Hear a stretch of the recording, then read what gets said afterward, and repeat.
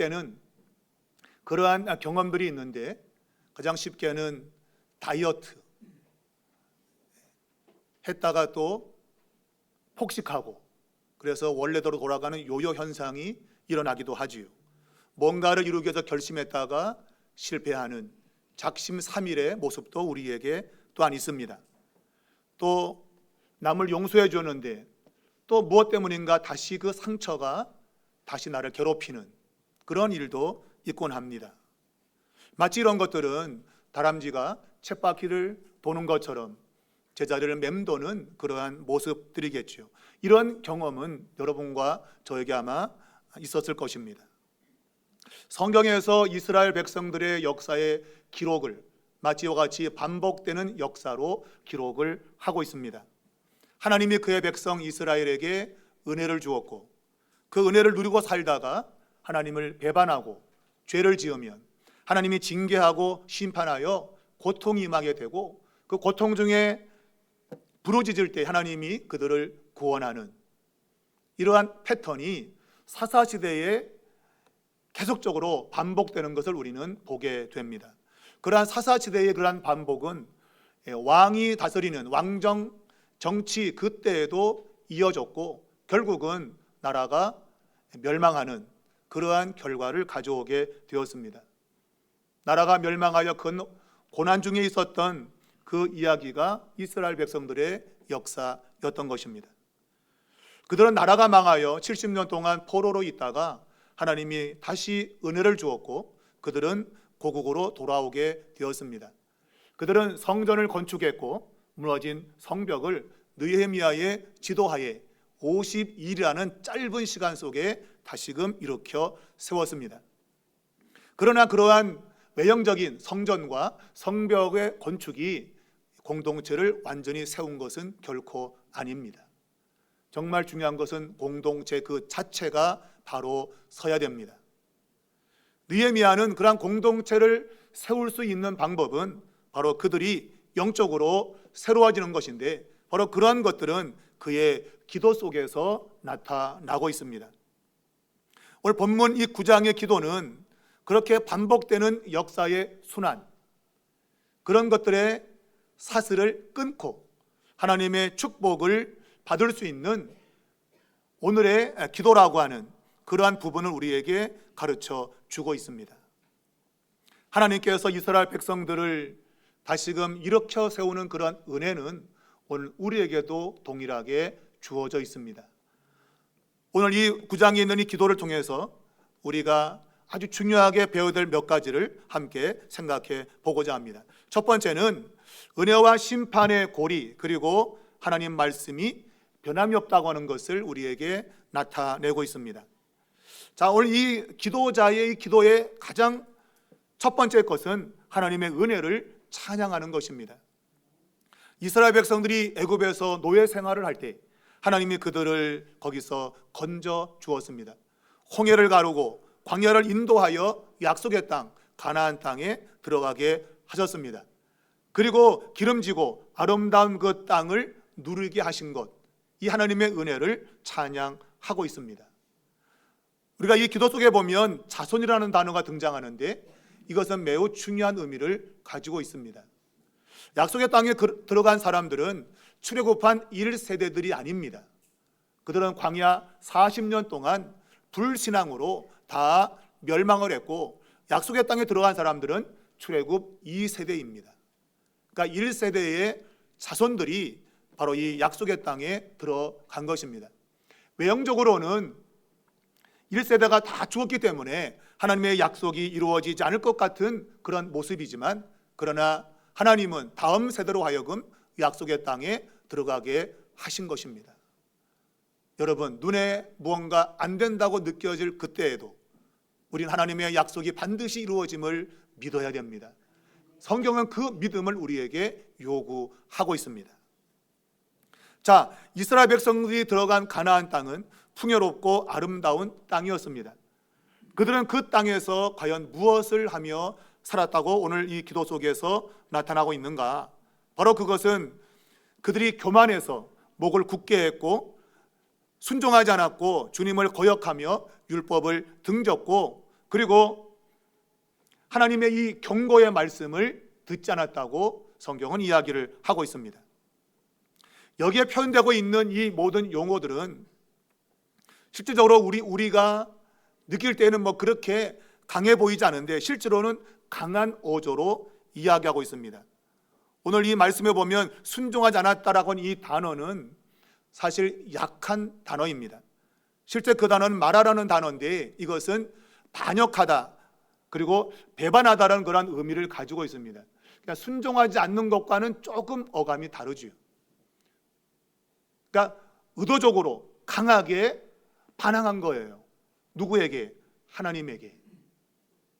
주신 바 은혜를 깨닫지 못하고 감사하지 못하고 하나님께 배반하는 거역하는 그런 행동을 그들이 했다는 거예요. 그리고 거역했다 이 말도 말하드라는 단어인데 이것은 말하라는 단어보다 앞단어보다 더 강한 의미를 가지고 있습니다. 그러니까 적극적으로 의도적으로 하나님을 배반했다는 뜻이에요. 이 단어는 아수르가 유대 나라를 침공해 왔을 때에 히스기야 왕과 백성들이 싸우려고 했던 바로 그때의 상황에 적합한 단어입니다. 적군과 싸우는 겁니다. 곧 이스라엘 백성들은 하나님과 싸우려고 배반했다 그런 얘기예요. 단순히 지키자는 것이 아니라 하나님과 싸우겠다고 하는 것입니다. 그러므로 그들의 이 행위는 굉장히 강한 행동이었던 겁니다.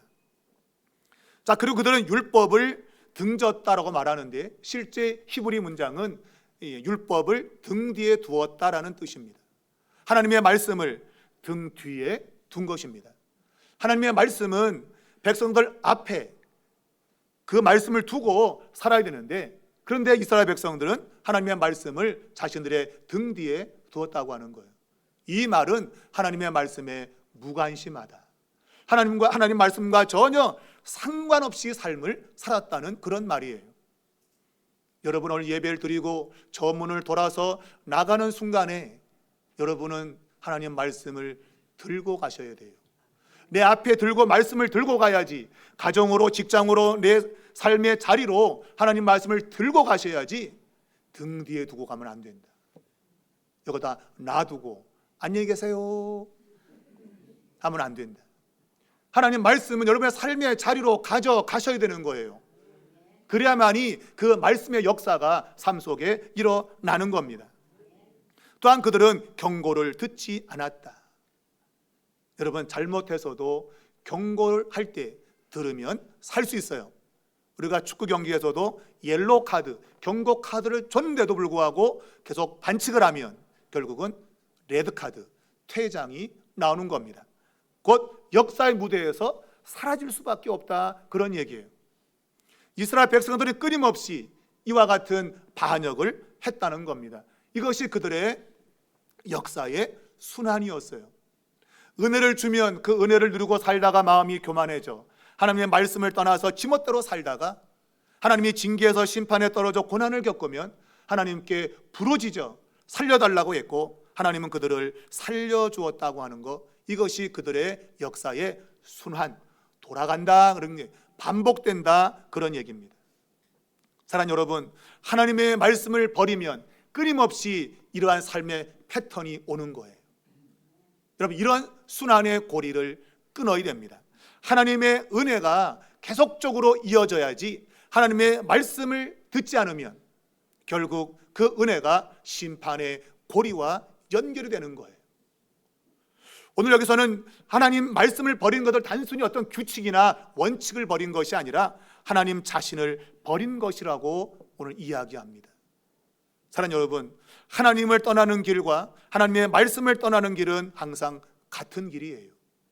내가 말씀을 버리고 살면 하나님을 버리고 사는 겁니다.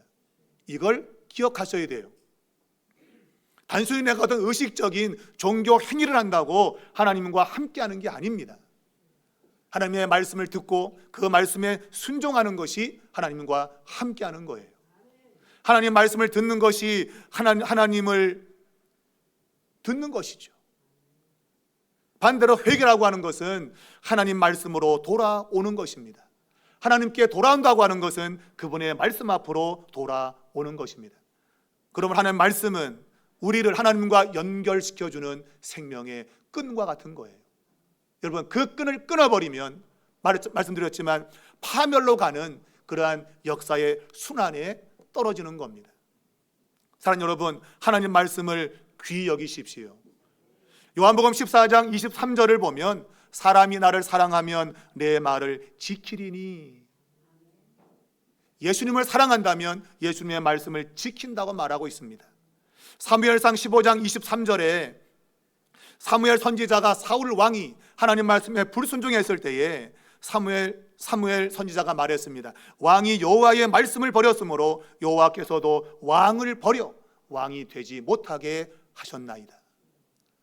하나님 말씀을 버린 것은 하나님을 버린 거라는 거예요. 그래서 하나님도 사울 왕을 버렸다고 했습니다. 사랑하는 여러분, 하나님의 말씀을 붙잡으셔야 됩니다. 그 말씀을 붙잡는 것이 생명의 역사를 보는 것이라 그런 얘기입니다. 예수님께서 산상수훈 마지막 결론 부분에서 마태복음 7장 24절 이하에 이 말을 듣고 행하지 않는 자는 모래 위에 그 집을 지은 자와 같다고 했습니다. 아무리 외형적으로 아름다워 보여도 모래 위에 집을 지으면 홍수가 나면 여지없이 무너진단 말이에요. 여러분, 말씀으로 여러분의 삶을 든든하게 세워가야 됩니다. 바로 이 기도 속에는 바로 하나님의 말씀, 그 말씀을 붙잡을 때 이 은혜가 지속적으로 연결되고, 말씀을 버리면 그 은혜가 심판으로 연결된다고 하는 거예요. 여러분, 이 심판의 고리를 끊어야 되는 겁니다. 심판의 고리를 끊는 것은 변하지 않는 하나님의 말씀을 붙드는 것임을 여러분 반드시 기억하시기 바랍니다. 두 번째는 역사의 끝에서 시작된 오늘을 위한 기도가 이 기도 안에 들어있다는 것입니다. 오늘 이 기도의 가장 놀라운 점은 32절에 나타나 있습니다. 지금까지 이 기도자는 이스라엘의 역사를 이야기하면서 그들이라고 하는 단어를 사용했습니다. 오늘 이스라엘 역사는 그들의 역사였다는 거예요. 그래서 그들이 하나님의 은혜를 입었고, 그들이 교만했고, 하나님이 그들을 징계해서 심판에 떨어졌고, 그들이 부르짖어서 하나님이 구원시켰다. 그들의 이야기였어요. 그런데 32절을 돌아오면 그들의 이야기가 우리의 이야기로 바뀌고 있는 것입니다. 그들의 이야기가 우리로 바뀔 때 하나님의 역사가 일어난다는 것을 보여주고 있는 거죠. 32절을 보면 우리 하나님 여호와여라고 되어 있는데, 실제로 여기에는 히브리 원문에 있는 단어가 번역이 안 되었어요. 32절 맨 앞에는 아타라고 하는 단어가 들어있는데, 이것은 이제, 지금이라고 하는 단어입니다. 그러니까 지금, 이 말은 그들이 아닌 거, 그 옛날 과거의 그들이 아니라 지금 우리란 뜻이에요. 지금 이제 우리에게라는 것입니다. 여러분, 이 기도의 저자는 과거에 있었던 역사의 순환, 그 이야기로 끝난 게 아니에요. 그 이야기가 오늘 그들의 이야기로, 자신들의 이야기로 다가오고 있음을 깨달은 것입니다. 여러분, 이스라엘 백성들은 하나님의 징계를 받아서 심판에 떨어졌고, 그들은 고통 중에 있었습니다. 그런데 과거에 이스라엘 백성들이 고난 중에 있을 때 하나님께 부르짖었으니 하나님이 그들을 구원해 준 그 역사적 사실을 오늘 이 기도자는 기억하고 있었던 겁니다. 그래서 그들이 지금 고난 중에 있으니 지금 오늘 이제 하나님, 우리 하나님께 우리가 기도해야 된다고 하는 거예요. 여러분, 제가 서두에 말한 대로 과거의 그런 역사를 잊어버리고 사는 그런 사람이 얼마나 많은지요. 분명 과거에 하나님의 구원의 역사가 있었음에도 불구하고 그것을 잊어버리고 현재의 상황에 매몰되어서 고통 중에 사는 사람이 얼마나 많습니까?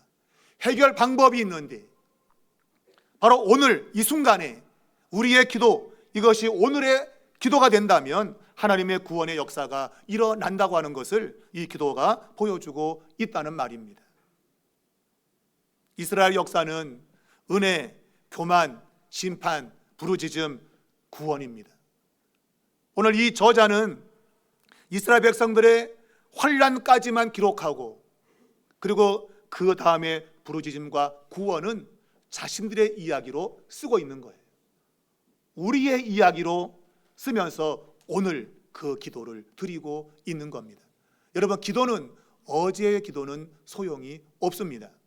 오늘의 기도, 오늘 이 순간에 하나님이 우리의 기도를 들으시고 응답할 것을 믿는 그 기도, 오늘의 기도가 우리에게 필요한 거예요. 어떤 분은 기도할 때 마지막 예수님의 이름으로 기도했습니다 그렇습니다. 틀린 표현입니다. 기도는 항상 현재형입니다. 예수님으로 기도했다는 게 이미 흘러가 버린 거예요. 여러분, 기도는 지금 이 순간에 드리고 있는 겁니다. 바로 오늘의 기도 속에, 현재의 기도 속에 하나님은 역사한다는 거예요. 흘러가 버린 그곳에는 역사가 없단 말입니다. 과거에 매여 살면 안 된다는 거예요. 과거의 이야기를 오늘 나의 이야기로 끌고 와서 오늘 이 자리에서 기도할 때 하나님의 역사가 일어난다는 것입니다. 여러분은 어떻게 살고 있습니까? 과거의 역사를 그냥 한낱 역사의 이야기로 생각하고 있지 않습니까? 오늘 그 과거의 역사가 여러분의 현재로 다가오시기 바랍니다. 오늘의 기도를 드릴 수만 있다면 하나님의 구원은 지금 일어난다는 말입니다. 여러분, 오늘 이 저자의 기도 속에는 그들이 환난 중에 부러지셨다고 하는 과거의 사실을 이야기하면서 오늘 37절을 보면 우리는 큰 혼란 중에 있다고 말하고 있습니다. 현재 우리가 큰 환난 중에 있습니다. 그러면서 우리가 지금 기도하오니 하나님 그 옛날 구원하신 역사를 지금 이루어 달라고 하나님께 요청을 하고 있는 거예요. 항상 여러분, 신앙은 현재형입니다. 오늘의 신앙, 오늘의 기도가 우리 인생을 바꾸는 거예요. 옛날에 했으니까 미래에 되겠지 뭐, 그거 아닙니다. 오늘 결단하고 오늘 기도하고 하나님 앞에 부르짖을 때에 하나님의 역사가 일어난다는 것입니다. 여러분, 역사의 이야기를 그냥 덮어둔 채로 두는 것이 아니라 그 역사의 마지막 이야기 속에 나의 이름과 우리 교회의 이름과 이 나라 이민족의 이름을 써놓는 겁니다. 그 역사 현장 속으로 오늘 우리가 들어간단 말이에요. 여러분, 이러한 기도를 통해서, 이러한 오늘의 기도를 통해서 하나님의 구원의 역사를 경험하는 우리 모두가 될 수 있기를 축복합니다. 마지막 세 번째는 아이러니를 통한 간구, 그리고 참된 자유가 발견된다고 하는 것입니다. 오늘 이 기도자의 기도는 매우 지혜로운 기도입니다. 여러분, 뭔가 응답받으려면 절실해야 됩니다. 여러분이 예배드리는 이 모습이 간절해야 돼요. 은혜 주든 말든 이러한 자에게는 은혜가 없는 거죠. 여러분, 내가 은혜를 받아야 된다고 간절한 마음이 있을 때에 하나님의 역사가 일어나는 겁니다. 오늘 이 기도자는 그의 기도 속에 하나님의 약속과 현재의 그 비참한 상황을 대조를 시키고 있습니다. 하나님의 약속은 이 가나안 땅에서 풍성한 것을 누리도록 약속해 주었는데 현재 그들은 그런 삶을 누리지 못하고 있다고 하는 거예요. 하나님의 엄청난 축복과 대조적으로 비참한 상태에 떨어져 있는, 쉽게 말하면 아이러니한 거죠. 옛날 김동길 교수님이 이게 뭡니까? 이게 뭡니까? 하나님의 약속은 이게 엄청난 축복인데 현재 우리의 현실은 이게 뭡니까? 여러분, 아이러니한 것이죠. 왜 이럴 수밖에 없는가? 도대체 이게 뭔가? 여러분은 그런 생각 안 해보시나요? 하나님의 축복이 엄청난데 난 이게 뭐지? 팔자라고요? 여러분, 우리의 신앙은 팔자를 말하지 않습니다. 여러분, 하나님의 약속이 반드시 이루어진다고 성경은 말하고 있는데 하나님의 약속은 엄청난 축복의 약속인데 현재 나의 현실은 이게 뭡니까? 하나님, 적어도 우리는 이러한 말을 할 수 있어야 돼요. 오늘 그들의 이러한 이야기는 바로 하나님께 어찌 보면 항변하는 것이죠. 하나님 보셨습니까? 주님 약속하셔서 이루신 일이 지금 이렇게 삐뚤어져 있습니다. 하나님은 엄청난 약속을 주었는데 지금 우리의 삶은 매우 비참합니다. 하나님의 영광이 가리워지고 있습니다. 여러분, 하나님의 영광을 위해서 기도하시기 바랍니다. 하나님의 약속이 이루어져야 그분이 영광을 받으실 텐데 하나님, 이게 뭡니까? 여러분, 이러한 기도가 가장 효과적인 중보의 기도인 것입니다. 우리 가정, 우리 교회, 이 나라, 이 민족, 하나님, 이게 뭡니까? 여러분, 그리고 기도할 때 하나님의 역사가 일어나게 될 것입니다. 여러분, 여기서 가장 중요한 것을 오늘 이 기도자가 이야기하고 있습니다. 그렇게 된 이유가 무엇인가? 오늘 35절은 그들이 주를 섬기지 아니하였으므로 36절에 우리는 오늘 종이 되었나이다. 하나님이 누리라고, 그 땅의 풍성한 것을 누리라고 하나님께서 은혜를 주신다고 했는데 현재 우리는 종이 되어서 아무것도 누리고 있지 못하다, 그 얘기예요. 무엇 때문에? 주를 섬기지 아니함으로. 하나님을 주인으로 섬기지 아니했더니, 내가 인생이 주인이 되어서 내 멋대로 살았더니, 다른 무언가를 내 주인 삼고 살았더니 결국은 내 삶이 종이 되었다고 하는 거예요. 여러분, 인생은 그런 겁니다. 하나님 떠나면 내가 뭔가 잘 될 것 같지만 그렇지 않은 거예요. 누가복음 15장에 둘째 아들 탕자, 아버지가 매번 간섭하니까 귀찮아서 아이, 집 떠날래. 여러분, 집 떠나 보니 뭡니까 여러분? 개고생이죠. 여러분, 개고생. 결국 허랑방탕하다가 다 거지가 돼가지고. 그것이 여러분 인간의 모습이란 말이에요. 여러분, 하나님을 떠나면 내가 자유롭겠지라고 생각하는 겁니다. 그러나 자유자가 아니라 종이 되었다고 오늘 성경은 말하고 있습니다. 물고기가 어항석이 좁다고, 아 좁아, 나 자유할래, 밖으로 뛰어나가면 자유합니까 여러분? 물고기는 물 안에 있을 때 가장 자유로운 거예요. 물 밖을 나가면 조금 퍼덕퍼덕하다 그냥 팍 끝나는 것이죠. 여러분, 종이 아니라 죽는 거예요. 죽는 거. 여러분, 하나님을 내 삶의 주인으로 섬기지 않으면 그 삶은 종된 삶이 된다는 겁니다. 자유자가 아니라 진정한 종의, 노예의 삶이 된다, 이렇게 말하고 있는 겁니다. 반대로 하나님이 주인 되는 삶을 산다면 참 자유를 얻게 된다고 하는 거예요. 여러분, 오늘 이 기도 속에는 아주 중요한 것들을 담고 있습니다. 여러분, 과거의 실패에 머무르지 말고 현재 우리의 기도를 통해서 여러분 나아가야 됩니다. 성공을 향해서 나아가야 됩니다. 하나님께 부르짖으십시오. 지금 기도하십시오. 하나님의 역사가 일어나게 될 것입니다.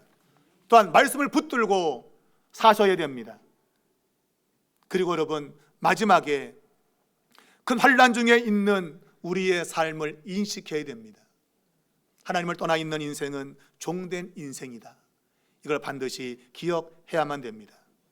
사랑하는 여러분, 교회를 다니면 분명히 이 말씀을 읽으면서 뭔가 마음에 뭐가 좀 뭐라 해야 되나, 깨름직한 게 있을 거예요. 오늘 이 기도의 응답은 실제로 땅에 대한 것입니다.